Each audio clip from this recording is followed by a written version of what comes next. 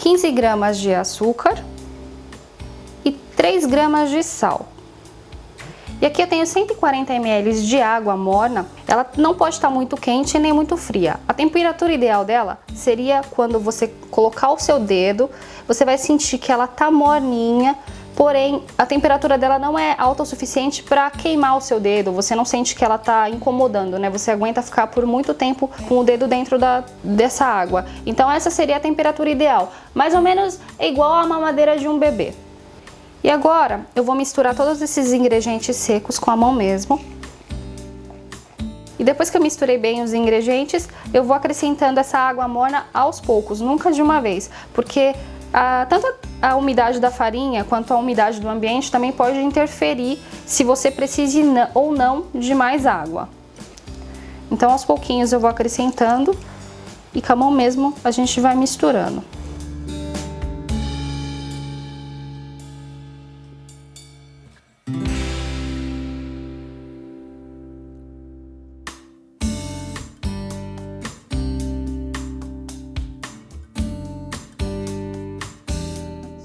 Então chegou nesse ponto que a massa formou essa bolotinha, a gente já para de acrescentar água. No meu caso sobrou um pouquinho de água, mas é assim mesmo, ela tá grudando um pouquinho na mão porque ainda a gente vai dar uma sovada nela. Agora eu vou colocar a massa aqui numa superfície limpa, não precisa estar enfarinhada, tá? Uma coisa que eu acho importante vocês fazerem é limpar essa massa mole que fica na mão, para você não errar o ponto da massa. Às vezes pode ser que sua massa esteja grudando na sua mão por causa dessa massa mole que ficou aqui, mas não porque precise de mais farinha. Então o ideal seria você lavar primeiro sua mão e voltar a trabalhar na massa. E agora com as minhas mãos limpas e bem secas, a gente vai continuar o processo de sovar essa massa por uns 15, 20 minutos aproximadamente para ativar o glúten. E se mesmo assim vocês percebem que a minha massa já não está grudando mais na minha mão. Se a sua massa estiver muito molenga, aí você acrescenta um pouquinho mais de farinha de trigo até chegar a esse ponto dela não grudar nas minhas mãos. E só toma cuidado para não acrescentar farinha de trigo demais, para a massa depois não ficar seca e dura.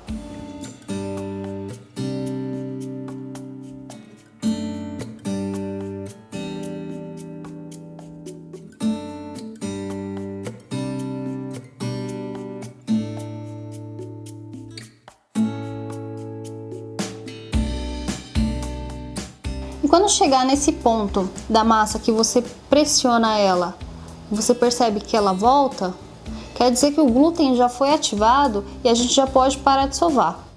Então agora eu vou abrir novamente minha massa.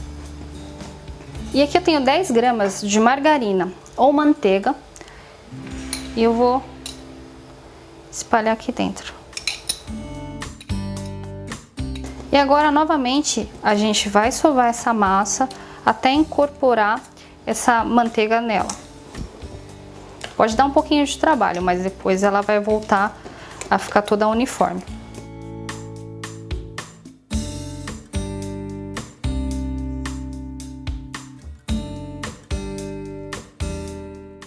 Então depois que a gente já incorporou toda a margarina na massa, agora a gente vai fazer uma bolinha assim, para fechar ar dentro da massa, né? Para ajudar ela a crescer.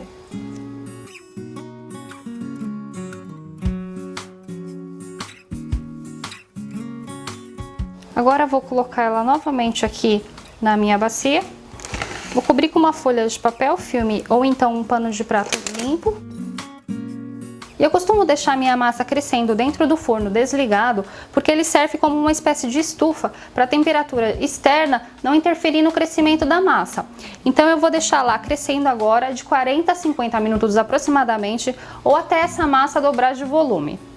Então já passado o tempo, ela ficou crescendo por 50 minutos e ela já cresceu bem, né? Dá para perceber que ela dobrou de volume. E agora a gente vai tirar o ar dessa massa com a mão mesmo.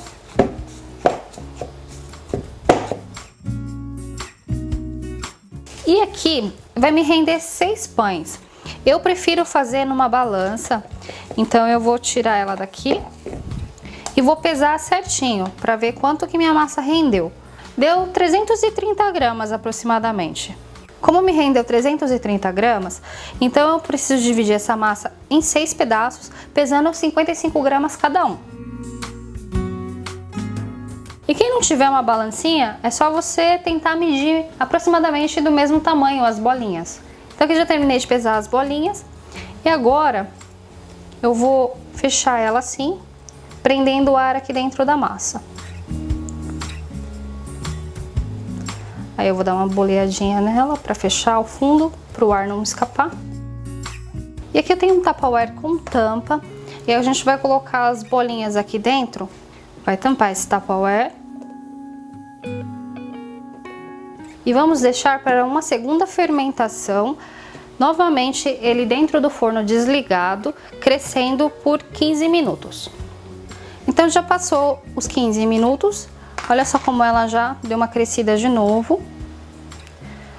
E agora a gente vai modelar os pãezinhos. Então aqui eu vou pegar uma bolinha, a gente vai tirar o excesso do ar. Aí de novo eu vou dobrar ela assim para dentro. E essa parte para lá também.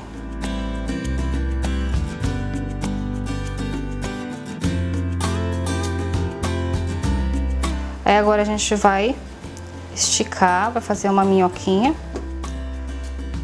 Ela tem que ficar do comprimento de 2 salsichas, pra gente poder dar a volta e ela ficar no centro do pão.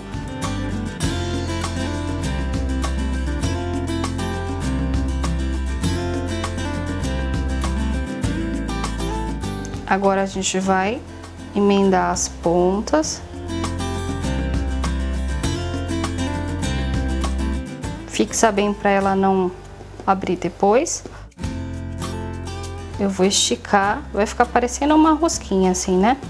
Aí a gente vai esticar dos lados. E aqui eu vou precisar de 6 salsichas dessas, que eu tô usando, elas são defumadas. E ela é mais fininha do que aquela salsicha do Brasil. Mas se você quiser fazer com aquela salsicha do Brasil, também não tem importância, tá? E um aviso importante é que durante os 15 minutos da segunda fermentação, você já retire as salsichas da geladeira para você não colocar ela muito gelada em cima da massa, para não causar um choque térmico e alterar o crescimento da massa. Eu vou puxar um pouquinho para caber aqui. E que eu vou colocar numa forma que eu forrei com papel manteiga. Se você não tiver papel manteiga, você pode untar ela com margarina sem problemas. Terminei de modelar os pães, eles ficaram assim. Agora nós vamos levar novamente dentro do forno desligado para ele crescer pela terceira vez por 50 minutos. Já passou o tempo da terceira fermentação, olha só como eles crescem bastante, eles dobram de volume. E agora a gente vai pincelar com gema e óleo. Aqui eu tenho uma gema de ovo e eu vou acrescentar meia colher de sopa de óleo e eu vou misturar bem. E agora nós vamos pincelar nos pães. E agora por cima nós vamos colocar ketchup e maionese. No Brasil as maioneses são de pote, então não vem esse biquinho, né? Então para fazer um efeito mais bonitinho, eu sugiro para você usar um plastiquinho desses de colocar comida no congelador. Aí você coloca com o biquinho virado para baixo. Aí você completa aqui dentro com maionese. Fecha. Aí a maionese vai ficar toda aqui no saquinho e você corta esse biquinho para poder espalhar melhor.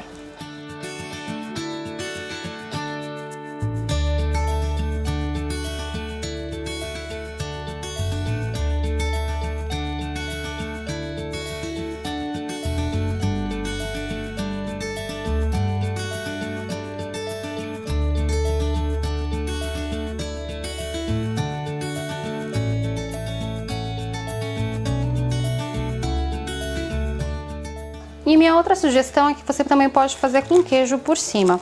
Aqui eu vou usar queijo mussarela, mas você pode usar o queijo que você quiser. E vou colocar uns pedaços aqui em cima. A quantidade é bem a gosto, tá?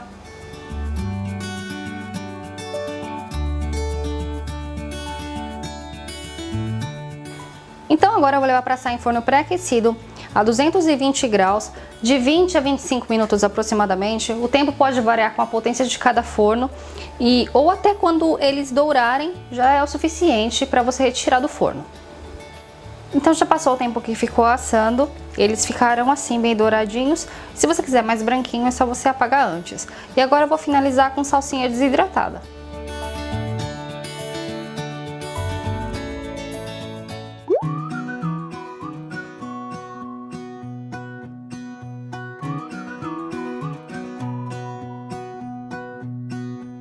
I saw a little bumblebee.